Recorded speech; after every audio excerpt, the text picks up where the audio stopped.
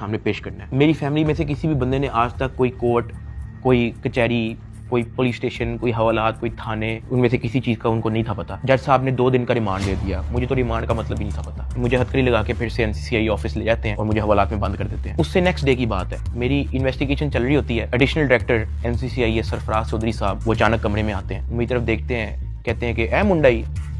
IO कहते हैं हाँ जी। कहते हैं इसको लेके आओ मेरे पास। आईओ हथकड़ी पकड़ता है, मेरे हाथ पे लगाता है और कहता चल। मुझे जब हथकड़ी लगा के एडिशनल डायरेक्टर रूम में लेके जाते हैं तो वहाँ पे 5 ऑफिसर्स बैठे होते हैं। एडिशनल डायरेक्टर सरफराज चौधरी साहब मेरे से पूछते हैं कि तुम कौन से एप्लीकेशन के कंट्री हेड हो। मैंने कहा कि सर मैं किसी एप्लीकेशन का कोई कंट्री हेड नहीं हूँ। वो अपनी कुर्सी से अचानक उठता है, कहता तेरी माँ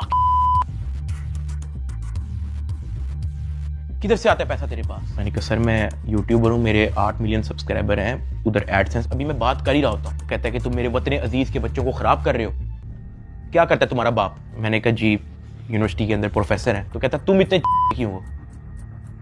मैं चुप रहता हूँ। वो चीख के बोलते, कहता बोल। मैंने कहा जी सर मैं सिर्फ वीडियोस बनाता हूँ, मैं यूट्यूबर हूँ। माँ बहन की गालियाँ वो देता रहता है। उसने मेरे मुंह पे बहुत जोर का थप्पड़ लगाया। मैं बिल्कुल चुप होकर ऐसे मुंह नीचे करके खड़ा हो गया। तो कहता मुंह ते कर, मुंह ते कर।